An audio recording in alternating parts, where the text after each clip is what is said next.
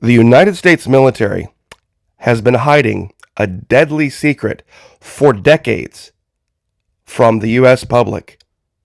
But now, after having kicked the can down the road for years and years and years, it has come to a head. We almost lost an aircraft carrier because of this problem that anyone who served, soldier, sailor, airman, marine, guardsman, we all know about the problem. We all kept our mouths shut because we were counseled to. We knew that it would be the end of our career if we stood up and said anything. How many of you remember this? What is it? Sleep deprivation. Now, it sounds like something that, all these drill sergeant channels would love to laugh about and make fun of and call you or a name or make you feel like you were something less because you just couldn't hang or you just couldn't hack. Well, they know the reality now. It almost cost us an aircraft carrier. You can't catch up on sleep. You go long enough without sleep over a long enough period of time, you do permanent brain damage. And the military has had to backtrack and refocus, but I think it's too late. We almost lost an aircraft carrier in the Middle East last year, and now the story is coming out. It used to be kind of a funny thing to make fun of those soldiers or sailors who stood up and said, "Look, I just can't go anymore. I need to get some sleep." How many different names have you heard them called online? Well, guess what? They were right. They were right, and the military, egg all over its face, is having to admit, you know what? We goofed. We goofed, and it almost cost us an aircraft carrier.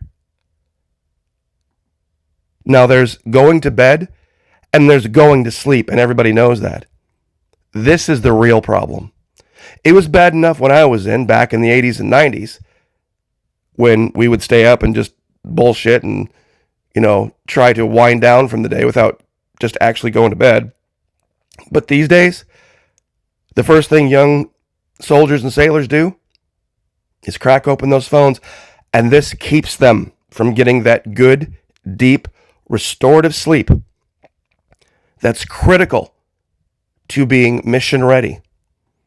Now, why haven't you heard anybody else talk about this? Because it's the truth. Whatever is being censored, silenced, or deemed disinformation is what you want to be talking about. This is the reality. It doesn't seem like it's a big deal, but it's a big deal. Before we get any farther, though, humility and gratitude. I always want to be thankful and let everyone know who's joined us, Florida Monkey Patreon channel, how much I appreciate you guys. There would be no YouTube channel anymore if it wasn't for those who have stepped up over there and kept things going. There are dozens, really hundreds of videos going back all the way to 2017-18. And the best part about it is you can sign up over there. There's 4 different levels, whatever God puts on your heart. And kick the tires, check out the videos. If it's not for you, it's fully refundable. The first day after, the 6th day after, all the way up to the 90th day after, you can get a full and complete refund. No questions asked. Now let's get right to it. What the Navy's war on sleep deprivation teaches us about culture change. A campaign to make ship drivers rest has lessons for larger scale culture shifts. You see, they can talk about this in boardrooms and meeting rooms all they want, but when it gets down to the ship level, you're going to be labeled.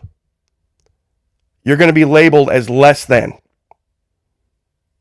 If you say anything about needing more rest, needing more sleep.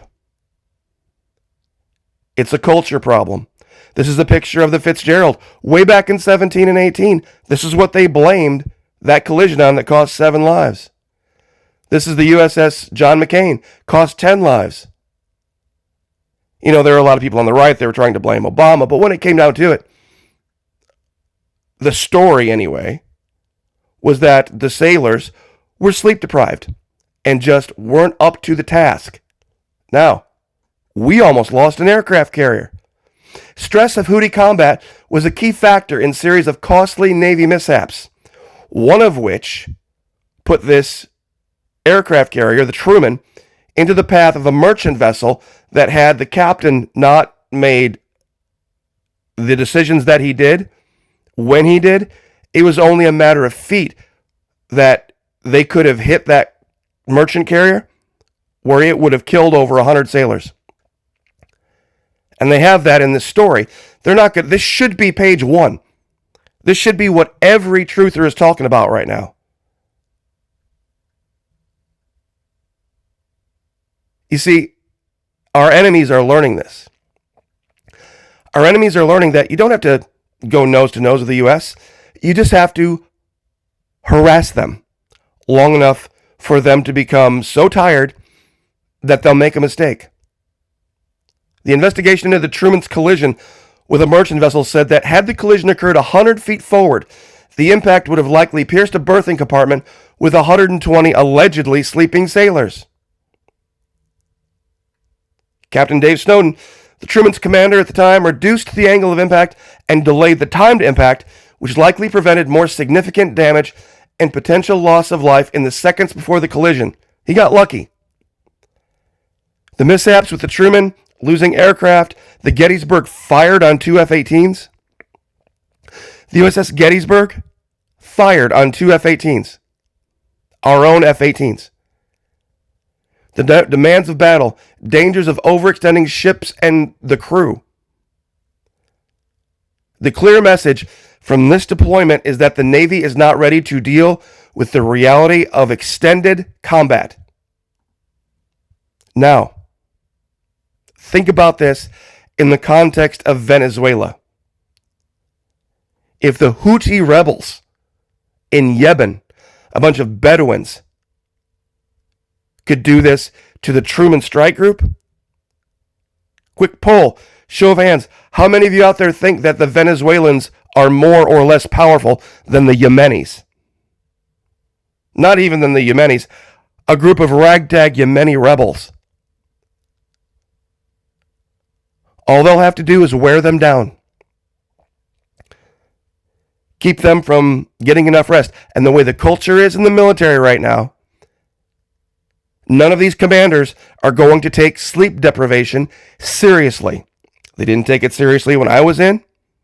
I even tried to say something about it once. You go long enough without sleep, everything suffers. Everybody suffers. There's no gutting your way through 3 hours of sleep every night for 2 weeks. Even when you're young. Especially with the level of tasks that are being asked of those that are operating this incredibly complicated equipment aboard these vessels. It's just going to take one.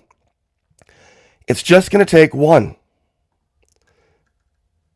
The commander of the Truman, in order to avoid a Houthi missile, had to turn the ship at such a steep angle and so quickly that it dumped one of these aircraft that was setting on the edge off into the water. Now, the reason that the aircraft slid across the deck was because the deck was filthy. You see, they're supposed to have every 10 days a scrub cycle where they clean all of the oils and greases and dirt and all that kind of stuff off of the deck so the deck isn't slippery. Well, they had been at a pace where they just didn't have time to do it.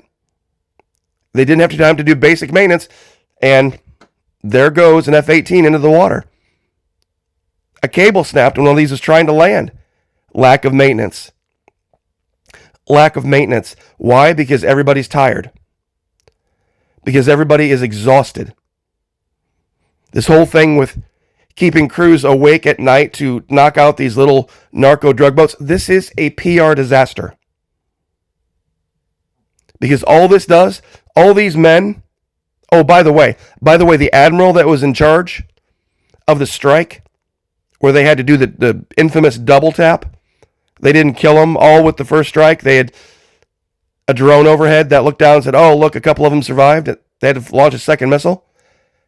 He now admits, the admiral in charge of that operation now admits that the boat that they were firing on was not heading not anywhere near any direction of the United States. It was heading away from the United States when they fired on it. He consulted, and he admitted this, a lawyer before following the order. So once the Trump administration is over, we might be seeing guys like Hegseth and others stand trial for this. Sleep is not an option. Sleep is not something that you can just slice off a little here, slice off a little there. One night, okay, maybe. One night won't kill you. 2 nights will. And there's also regular sleep and that good, deep, long-term 2 or 3 days in a row restorative sleep that sometimes you can only get with somebody else. Over at the Patreon channel, some years ago, we talked about this idea in the context of a shit hits the fan, grid down, kind of zombie apocalypse.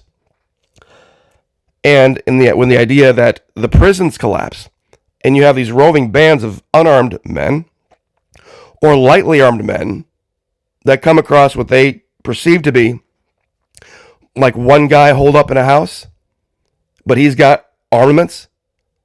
If you can keep that guy awake, just throw rocks at the house and run.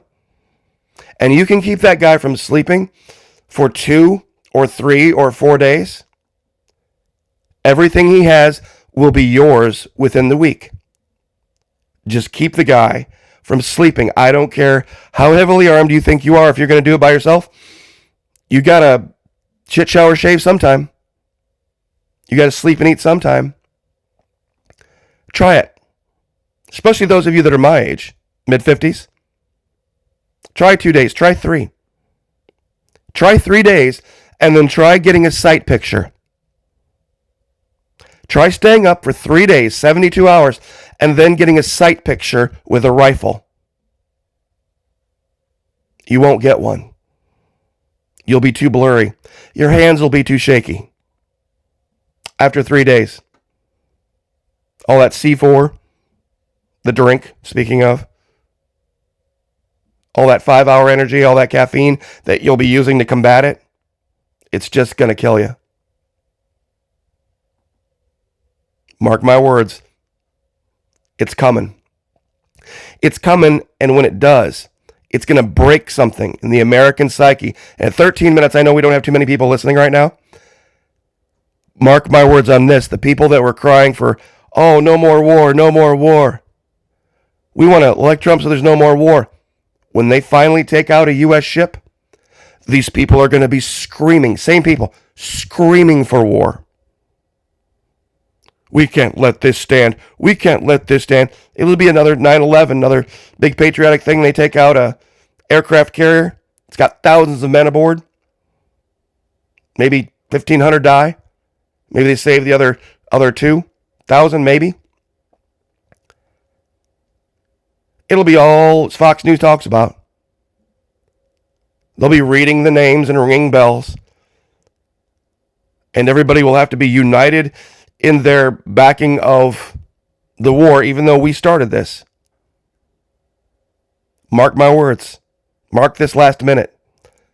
It'll be another 9/11-ish thing that will make everybody who has spoken against war either be quiet or switch sides. And this is where all will have started. It's just that simple. Whatever is being censored, silenced, or deemed disinformation, be looking into that. God bless all of you. Thank you so much for joining the Patreon channel. Very much appreciate it. Pray for each other. Pray for me. I'll pray for you. Lift each other up. Like, share, subscribe. See you guys next time.